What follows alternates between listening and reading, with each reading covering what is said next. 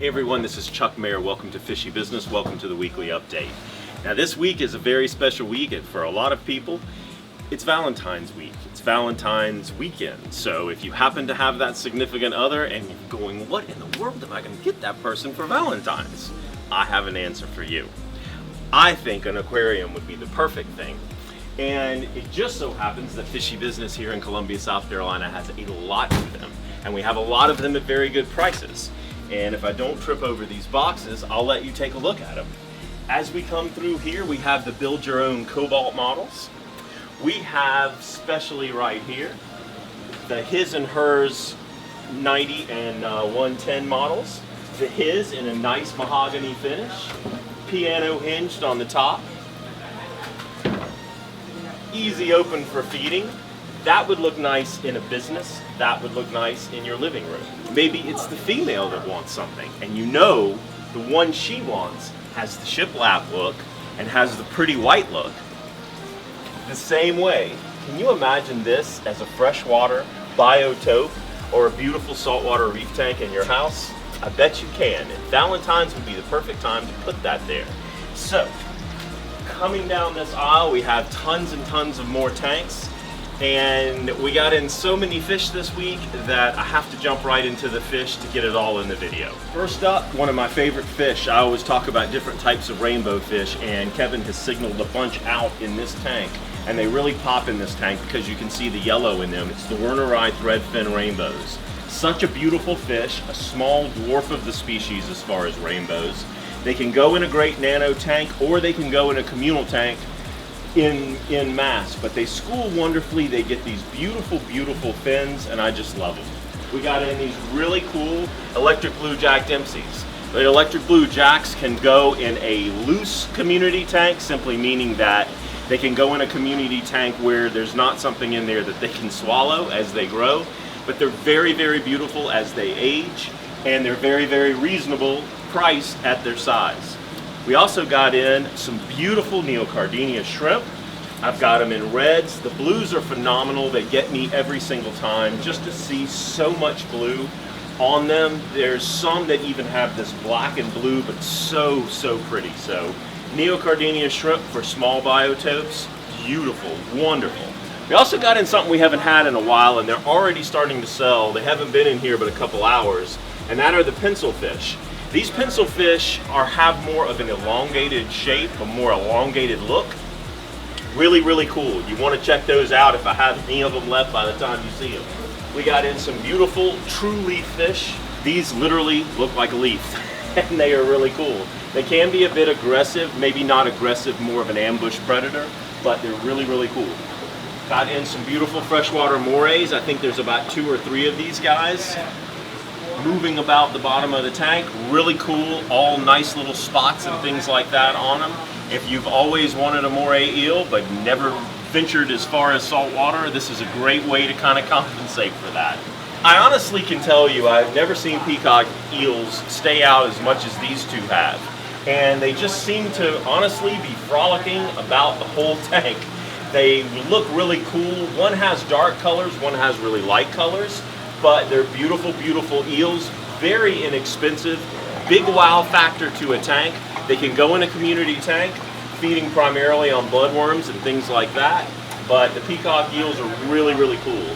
Also in with the peacock eels, we got golden sharks. You'll see these swimming back and forth. They are really, really cool, a cool schooling looking barb, really, really nice. We got in some freshwater lobsters this week. A beautiful electric blue crayfish and a true snow white lobster. I think somebody actually wanted that from last week, but really, really cool lobsters this week. Silver dollars, we haven't had silver dollars in a little while, so great schooling fish, especially if you got a barb tank. A really cool black ghost came in this week as well. This is a really small one. It's kind of dancing around the Anubias in here, but really cool, really alert, really healthy. One cool thing that I got in this week that I don't always have are upside down catfish. You can see them running around the tank, swimming upside down like they're crazy. They all do it. There's a very good reason for that. The light bothers their eyes, so they swim upside down so the light penetration doesn't bother their eyes. Really cool Africans this week. I got a very large Venustus Beautiful, already colored up with all the blues and the yellow hues. I got in Tropheus duboisii. There are a lot of Tropheus collectors out there, and I have to say that it's the most fascinating group of Africans for me personally are the Tropheus. They're a little trickier to get to feed, and they do need to be kept in a species tank because of how they feed, but they are a beautiful, beautiful looking African cichlid. Also got a large borlei in. Really nice fish there. So that is a quick overview of a lot of fish. I'll tell you, the selection of fish with Freshwater this week is outstanding. So if you are in the market, you want to come in, kind of take a look around of some things that maybe we haven't had recently. The availability was fantastic. Kevin spent way too much money, but we have a lot of cool fish this week. So if Freshwater isn't your bag, let's go take a look at saltwater because we've got plenty there. This week we got in a phenomenal looking clown trigger. Beautiful, beautiful fish. Aggressive, of course, but if you want color and you want a wow factor in your saltwater aquarium, be hard pressed to beat that guy. Right next to him, swimming, that would go in any community tank, fantastic reef fish, is the bristletooth tank. Beautiful fish, great weight. We usually don't get them that thick. So with the girth on that fish, you're pretty safe with him. Right over here, we got a beautiful blue spot tamarin wrasse. Tamarin wrasses will eat invertebrates. This one's pretty young, and what pop with the blue spots all over it. Really cool sharp nosed puffer came in this week as well. A lot of people ask me about puffers that can fit in species only tanks. BioCubes are great for the dwarf Toby puffers, like your sharp-nosed puffer, your blue-spotted puffer, your Valentine puffer. All of those types of puffers do great, and you can keep them in a more communal type tank. All puffers typically will eat invertebrates and are aggressive, but the small ones can adapt more readily to a community type tank. Coming right down this list, we have a show Sohol tang that came in this week. I've mentioned them the last couple of weeks because Red Sea's been back in stock. But the Sohol tang is a beauty. This one has the electric blue covering the outer parts of the fins and the caudal tail. Beautiful, beautiful fish. It will run a tank. It will become the boss in whatever type of tank it gets in, but it can hold its own, and it's an extremely, extremely hardy fish. Eels are on the docket this week. We got in some really cool snowflake eels. This is a highly adaptable eel. I've even seen people keep them in reef tanks. As long as they are fed well, they're pretty much a community eel if you get them young enough in the tank. They will eat small things like clams, snails, things like that, but a great fish. One eel I have to point out, though it certainly isn't for everybody, is the Tessellata moray, specifically because I have one that is so beautiful. I've sold 3 of these this year so far, and I can tell you that the pattern markings or the giraffe-like markings on the body are different with every single Tessellata that I see. No 2 eels is exactly identical, even though the markings kind of are. This is a beautiful gymnothorax species. It is highly aggressive, so you want to get it in young or either keep it with very, very large fish. But wow, it's so beautiful that even if you have an apprehension about keeping snake-like things in your tank, the Tessellata moray has to be one of the most beautiful. Nice young Volitan lions came in. I get asked all the time about Volitan lions and how do I keep one in a tank? Just because they can eat basically anything that they can swallow. The answer is simple, start them out young. Get very, very young fish that can't easily incorporate your fish into its diet. Let it grow up with the other fish. Typically you won't have a problem. Even with clownfish. I have Volitan lions in service with clownfish. Not a problem if they were introduced at the right time. These are very, very young, so very compatible at this age. Really, really nice snowflake maroon clownfish pair came in.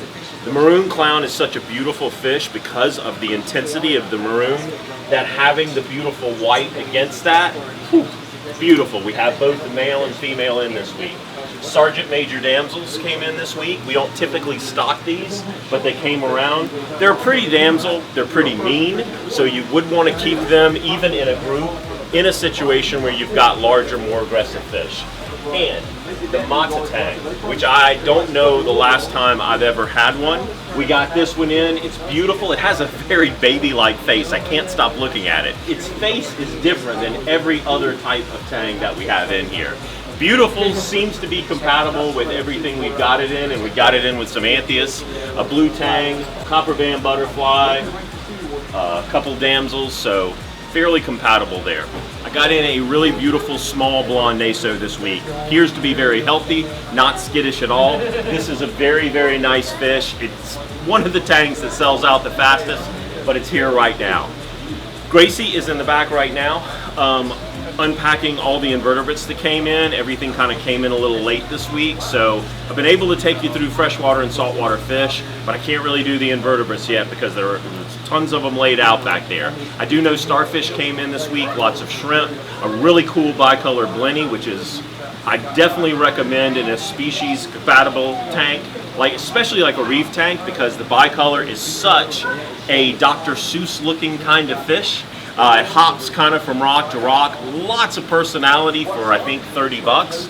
So really, really cool fish there. Lots of crabs, urchins, things like that are being put out right now. So it's worth the trip. If you don't have any better plans for Valentine's Day weekend, please come see us at Fishy Business. Now I'm going to send you to the Spotlight Picks of the Week. Hi, it's Kevin Walker from Fishy Business. I got two fish actually I want to spotlight this week. One of which kind of surprised me. I ordered some large leopard green spotted puffers. Well, they usually come in large, but not this large. They came in so super huge and they look so nice and healthy. One thing about these guys though is you will only be able to keep them in a species tank, meaning that you can only keep them with their own kind, because they will definitely chew up and bite chunks of flesh out of any other fish that you would put them in with. Another fish that I wanted to highlight, the Pandagara. Very interesting little scavenger that's an Asian import. Not commonly seen, and they usually don't come in this large when they come in. Definitely great size for the price that we have them at. That's my two picks for this week. Hey guys, I'm Grace, and I'm doing my spotlight fish for the week. It is a clown trigger, also known as the Balisnoides conspiculum. It needs to go in a more aggressive tank, so other triggerfish, large angels, boxface, lionfish, eels, groupers, those types of things. So mainly like bigger fish. They can get about a foot, foot and a half in length, and they're going to eat any type of invert that you have, so your snails, your hermit crabs, shrimp.